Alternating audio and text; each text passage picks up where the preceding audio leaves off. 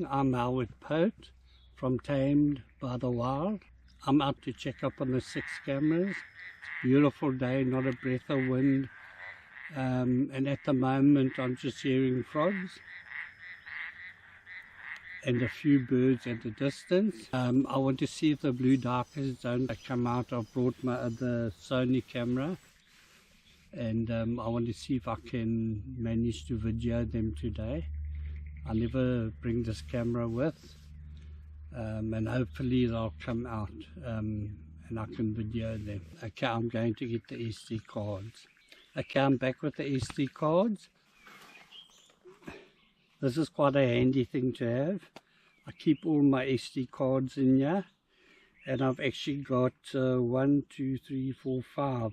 I've got 5 extra SD cards here with software on for the wildlife cameras, and I've had 1 or 2 cameras play up where the cameras go out on the software and I can't go back into the video camera settings. It only shows the camera, and I've always had to take them to the office. So what I've done now is I carry the software with me, and I've had it once before where it's happened, yeah, and then I was able to do the software on the camera, and that solved it. So it actually saves me from taking the camera to the office. So it is quite a handy thing to have your software here, because when I take the camera out, that means for a day or two it's not in that position. So I don't really like that, because then you won't see what's past that camera. Yeah, that's what I'm looking for. Let me just set this out quickly.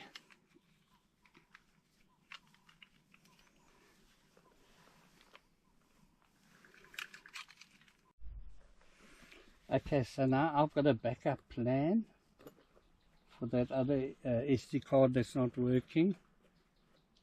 I always bring a second, where is that one? I always bring a second card reader, which it will actually help with this other card. This card I must have bumped on the cable, and I always bring up a backup card reader, because then it works in a different one. I've actually brought my Sony 4K video camera, a camcorder. What is that blue duiker? That blue duiker is right here.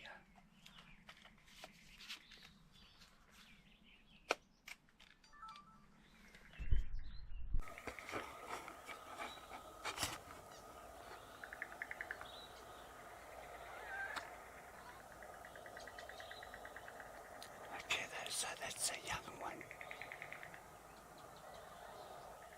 He's about 10 meters from me.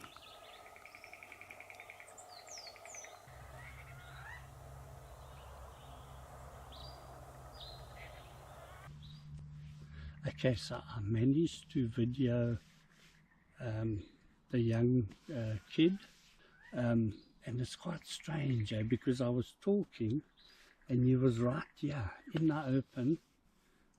Sadly, I wasn't sort of looking for him then, but I actually came with this camera to check him this morning, and I'm going to sit here a while and see if he doesn't come close again. But I was actually talking loud, and he didn't seem to worry about that.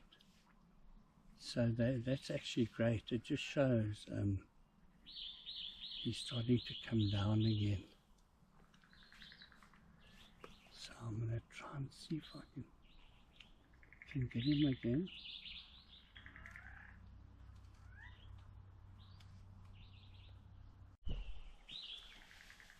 Okay, so the blue duiker kid, he actually came very close in the open here. I was videoing him. He was standing looking at me. He had seen me. He had picked me up, He's coming closer, closer. And I was just recording and he wasn't worrying about that. And then all of a sudden he took off. He got a fright and he shouted 2 times and he ran off. So so I'm going to just let him settle down. I never really want them to come too close to me, so it's not a bad thing. You know, maybe he realized, you know, there's danger and he ran off, which is not a bad thing. You know, I never want them to get to become tame in the sense that they walk right up to me. So yeah, so that maybe that happened for the best.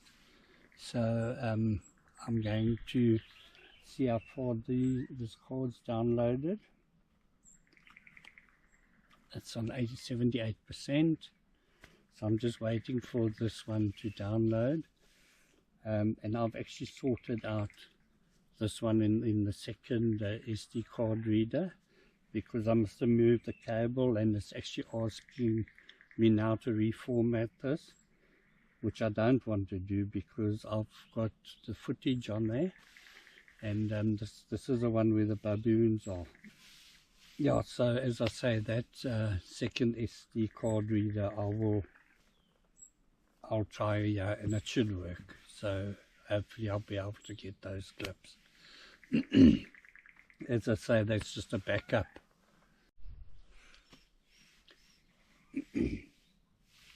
Okay, so the blue Duiker kid actually came very close. The first time he was right this side, and I was looking at my card, and that's usually what happens. And then when I looked up, he was here, and then he moved off. The camera wasn't ready. I brought this camera down especially to video them, because then I can zoom in.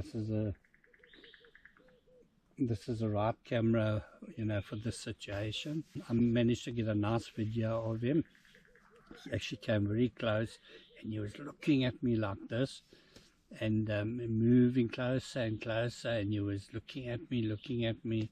Maybe he didn't really know what I was, but as I say, he must have got used to my scent. And the previous blue Duiker kid, the one I named Freckleface, he's got a little white spot here, he did exactly the same. So it's actually quite amazing over the 10 years that the last 2 blue Duiker kids have actually got used to me, to my scent, and actually come sort of in close, which is great. I mean, but as long as I keep my distance, they keep their distance. And this one, he was coming closer, closer, closer, and I was videoing him, and there were no quick movements, and then he just took off. He got a fright and he shouted 2 or 3 times and he ran off. And as I say, maybe it's better that way. I don't want them to come too close or to get used to me.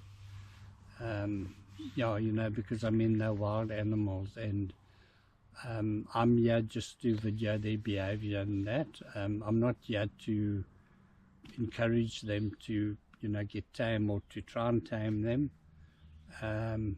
And I think it's just that, you know, they trust me, and they've got used to my scent. They've got used to me coming here, you know, once every 2 weeks or once every week. Yeah, so it's actually incredible, and it gives me that opportunity to actually film them, because if you go into the bush and you look for the blue Duikers to film, it's going to be difficult. It's going to be extremely difficult, because you know, they're going to just run off, and that's what they do. So it's nice to be able to film the young ones. You know, that give me the opportunity to film them.